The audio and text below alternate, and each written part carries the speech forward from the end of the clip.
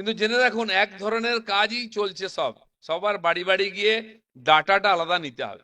আমার মনে হয় যদি একসঙ্গে কাজ দেন আপনারা একই গ্রুপকে, দু তিনটা কাজ তারা একসঙ্গে করেন, তারা ডবল মজুরিও পেয়ে যাবে। একটা বাড়ি সার্ভে করার জন্য তাকে আলাদা সরকার পয়সা দিচ্ছে।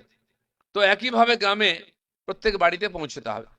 বহু গ্রামেতে আমাদের সার্ভেয়ার পৌঁছয়নি, তাই ওখানকার যে সংখ্যা আসা উচিত সংখ্যা আসছে না। আবাস যোজনায় বিশেষ করে প্রত্যেক বাড়িতে পৌঁছতে হবে, সেখানকার তথ্য নিতে হবে।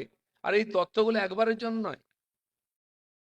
এই যে অন্নপূর্ণা ভান্ডারে যে অনেক তথ্য আমরা নিয়েছি, সবাই অন্নপূর্ণা ভান্ডারে পাবে না, কিন্তু এই তথ্য আমাদের কাছে পার্মানেন্টলি থাকলো। পরবর্তীকালে যখন কোনো যোজনার লাভ তাকে দিতে হবে, আমরা সেইখান থেকে বেছে নিয়ে সেই লোককে সেই সুবিধা দিতে পারি। এ ধরনের প্রজেক্ট চলতেই থাকে। তো একবার তো আমাদেরকে সার্ভেটা পুরো করতে হবে। আর এইবারে যে আবাস যোজনার নাম আপনি যদি না ঢোকান, আবার কবে সার্ভে হবে? 5 বছর 10 বছর পরে সে মানুষটা 10 বছর পিছিয়ে যাবে, সে বাড়ির সুবিধা পাবে না। তার দোষটা কার হবে? আমাদেরই হবে, যে সেই লোকটাকে আমরা সুবিধা দিতে পারলাম না।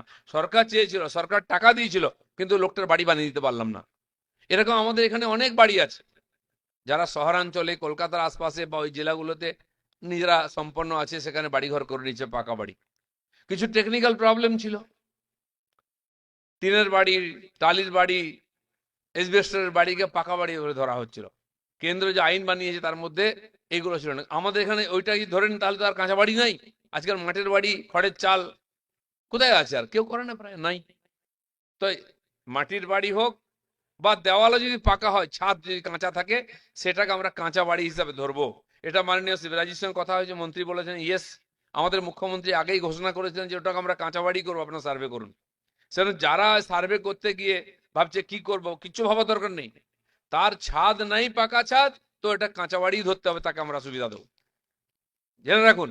সেই জন্য যারা এটা নিয়ে একটুখানি সন্দেহের মধ্যে আছে, তাদের পরিষ্কার বলে দেবেন, যদি একটা দেওয়াল, দুটা দেওয়াল, তিনটা দেওয়াল থাকে, সাধারণত টালির বাড়ি করলেও 3 ফিট অব্দি পাকা দেওয়াল করতে হয়, নাহলে জল বৃষ্টিতে ঢুকে যায়। সেটাকে আমরা কাঁচাই ধরবো। পাকা ছাদ নাই তো কাঁচা বাড়ি, এটা ধরে নিন, সেভাবে সার্ভে করুন। বাকি সরকারের সঙ্গে আমরা কথা বলে নেবো।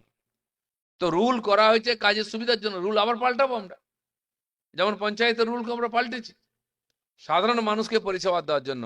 একজন প্রধান 2 মাস 3 মাস আসছে না, তার ব্যক্তিগত সমস্যা হতে পারে, তার রাজনৈতিক সমস্যা হতে পারে, কিন্তু তার এলাকায় যে 15-20 হাজার 30 হাজার লোক আছে, তার সমস্যার সমাধান কে করবে?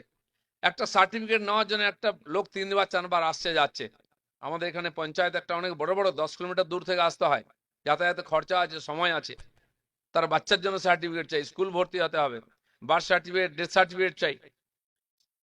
এমনকি এই যে যারা কাজ করছে নারেগাতে, এখন জিরামজিতে, গত মাসে তো নারেগা ছিল, কাজ করেছে, তার পেমেন্ট হচ্ছে না। কারণ কি? প্রধানের সই ছাড়া তার হবে না, ব্যাংক থেকে টাকা যাবে না। এখন আবার কাজ শুরু হয়ে গেছে, তো প্রধানের ইচ্ছা অনুযায়ী তো পেমেন্ট হতে পারে না। অনেক ভিডিও শুনেছি, প্রধানের বাড়িতে খাতা পাঠিয়েছেন সই করার জন্য, কিন্তু এখানে সভাটা কে করবে? গ্রাম সভা। গ্রাম সভায় ডিসিশন না নিলে অনেক কাজ আটকে যাবে, রাস্তার কাজ হবে না, অন্যান্য কাজ হবে না, নূতন সংযোজন হবে না।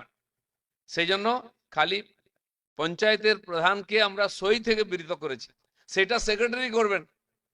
সরকারি একজন অফিসার আগে ছিলেন এক্সিকিউটিভ অ্যাসিস্ট্যান্ট, তার সঙ্গে আর যুক্ত হয়ে যাবেন সেক্রেটারি।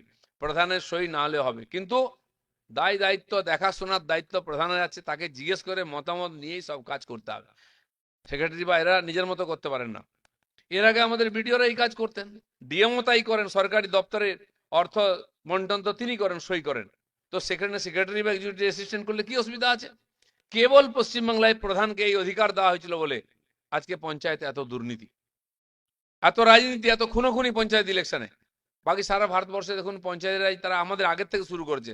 বোধহয় 59 সালে শুরু করেছিল রাজস্থানে, প্রথম পঞ্চায়েতি কানুন শুরু করে ওরা। আমরা 73 সালে সেটাকে অ্যামেন্ডমেন্ট করে ভালো করে পঞ্চায়েত রাজ আইন লাগাই। তো সেখানে তো সমস্ত রাজ্যে লেগে গেছে, সেখানে প্রতি 5 বছর ইলেকশন হয়, কেউ মারা যায় না। সেখানে প্রধানদের এত দুর্নীতির দায় নাই, কারণ এখানে সিপিএম আমল থেকে এটা করা, তাদের হাতে এই অধিকার দেওয়া হয়েছিল, লুট করার অধিকার, মানুষকে হ্যারাস করার অধিকার। ফলে আজকে এই পঞ্চায়েতে এত সমস্যা, এত গন্ডগোল। তো এক প্রকার রাজনৈতিক ভাবে বর্তমান সরকারকে অপদস্থ করার জন্য চক্রান্ত করে এগুলো করা হচ্ছিল, আসছিল না, 2000 প্রধান আসছিল না। তার ফলে আমাদের পঞ্চায়েতের এই সার্ভের কাজও পিছিয়ে গেছে অনেক। আর পঞ্চায়েত স্তরে যত কর্মচারী আছেন, আমরা গত মাসেতে 3 বছরের বেশি যারা এক জায়গায় পোস্টিং ছিলেন তাদেরকে ট্রান্সফার করেছি। হয়তো দু একজন কোথাও রয়ে গেছেন, এটা বাধ্যতামূলক করা হয়েছিল। 1100-এর বেশি কর্মচারীকে করা হয়েছে, কারণ এক জায়গায় থেকে কাজ না করে হয় প্রধানের সঙ্গে বা কোনো নেতার সঙ্গে হাত মিলিয়ে তারা নিজের মতো করে চালাতেন, ওটা চলবে না। এত কাজের ডেলিভারি যদি করতে আমাদের সবাইকে কাজ করাতে হবে। সেই জন্য আপনারা কঠোরভাবে কাজ করুন। যার সমস্যা আছে তার সঙ্গে কথা বলুন, কি সমস্যা, তাকে বাদ দিন। চাকরি করতে এসছে, সরকারি সব সুবিধা নিচ্ছে, কাজ করবেন, এটা হতে পারে না। আর তা না হলে যদি না করে, আপনার হাতে ক্ষমতা দেওয়া হয়, তাকে সাসপেন্ড করুন,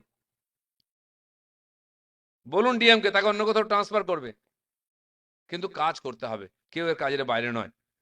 আমরা মন্ত্রী হয়ে যদি দিন সকাল থেকে রাত অবধি, রাত 9টা অবধি আমার ডিপার্টমেন্টে মিটিং নিই আমরা সবাই কর্মচারী, মানুষের কাছে দায়বদ্ধ, এটা করে দেখাতে হবে। আর সময়বদ্ধভাবে চলছে, চলবে, ওই স্লোগান চলবে না। এখন চলছে তো চলছে, তাড়াতাড়ি সময়ের মধ্যে করতে আমরা কথা দিয়েছি সরকারকে।